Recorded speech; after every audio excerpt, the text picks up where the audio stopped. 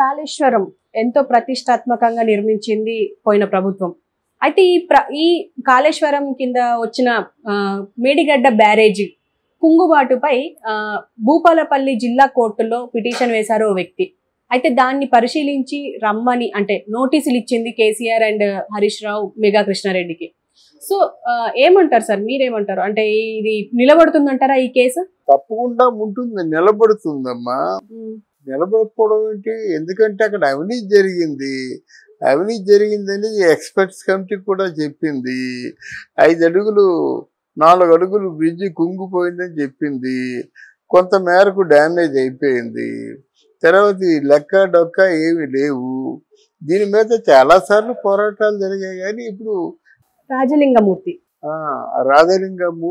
అనే వ్యక్తి పిటిషన్ వేశారు. దానిలో భూపాలపల్లి జిల్లా కోర్టులో అంటే హీరింగ్కి రమ్మని వాళ్ళకి ఉత్తరాలు అందాయి. కేసీఆర్కి, హరీష్ రావుకి, మెగా కృష్ణమూర్తి గారికి, వీళ్ళందరికీ శ్రీముఖాలు అందాయి. ఇప్పుడు దీని తాలూ పర్యవసానం ఎలా ఉంటుందని అడుగుతావు, అంతే కదా. ఇది రేవంత్ రెడ్డి ఎప్పటి నుంచే చెప్తుంది, తప్పకుండా మీరు శిక్షార్హులు. మనకు ఉన్నటువంటి ఒక ప్రతిష్టాత్మక డ్యామేజ్కి ఇంత డ్యామేజ్ జరిగిందంటే మరి రేపు పొద్దున్న ఎంతమంది ప్రజలు బాధపడతారు? వాళ్ళ నీటి వనరులు ఎలా ఉంటాయి? అంటే రైతులకేమో సాగునీరు ఎలా వస్తుంది? ఇవన్నీ ఆలోచిస్తారు కదా. దీని మీద ఏంటంటే వీళ్ళు ఏదో కాకమ్మ కథలు చెప్తున్నారు. ఎవరు? కేసీఆర్ ఆ డ్యామేజీ విషయంలో ఏమీ చూసుకోలేదు.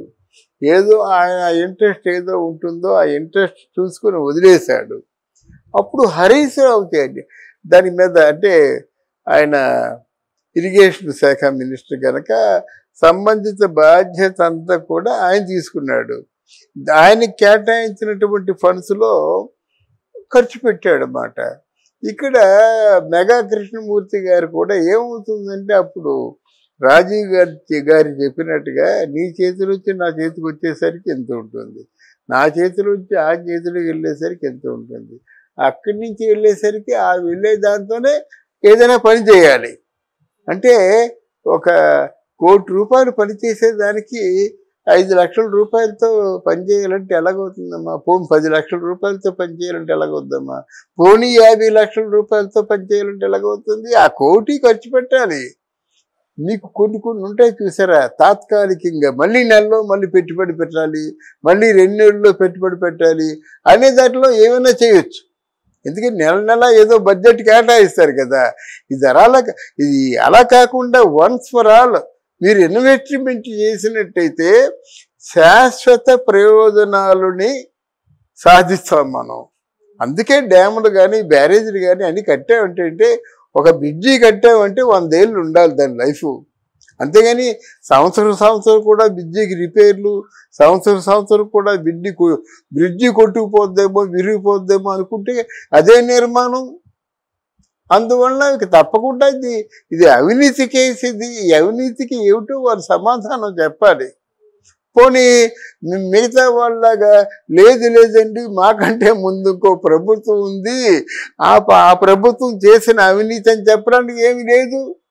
తెలంగాణ వచ్చింది మీరే ఉన్నారు, మీ ముందు ప్రభుత్వం మీద తోసేయడానికి అవకాశం లేదు కదా. అలాగే మీ తర్వాత వచ్చిన ప్రభుత్వం మీద కూడా తోసేయడానికి వీలు లేదు. అది మీ చేతుల్లో జరిగింది, మీరే బాధ్యుడు. అలా ఉచ్చు బిగుసుకుందన్నమాట. వీళ్ళు ఎలాగైనప్పుడు కూడా వీళ్ళు అవినీతి పరులు అనే మాట రాకపోతే ఎంత తొందరగా కేసీఆర్ ఓడిపోయేవాడు కాదు. వాళ్ళు సంపాదించుకున్న ఆస్తులు అందరికీ తెలిసి హరీష్ రావు ఆస్తి ఎంత ఉందమ్మా ఈరోజు, కేటీఆర్ ఆస్తి ఎంత ఉందమ్మా ఈరోజు. కేటీఆర్ కొడుకు హిమాంశు ఒక పిల్లడు 36 ఎకరాలు కొనేసారంటే అక్కడ 36 ఎకరాలు అంటే వాళ్ళకి మనీ ఎంత ఫ్లోటింగ్లో ఉందో ఆలోచించు. అది చెప్తున్నాను. ఇలాంటి అవినీతి భాగవతం ప్రజలకు తెలిసింది కాబట్టే కేసీఆర్ ఓడిపోయాడు. కానీ లేకపోతే తెలంగాణ తెచ్చినటువంటి తెలంగాణ పిత ఓడిపోవలసిన అవసరం లేదు. ఈరోజు హైకోర్టులో జిల్లా కోర్టులో నిలబడి సంజాయిషి ఇచ్చుకోవాల్సిన అవసరం లేదు. ఈ ముగ్గురు తెలంగాణకి త్రినేత్రులు మాట.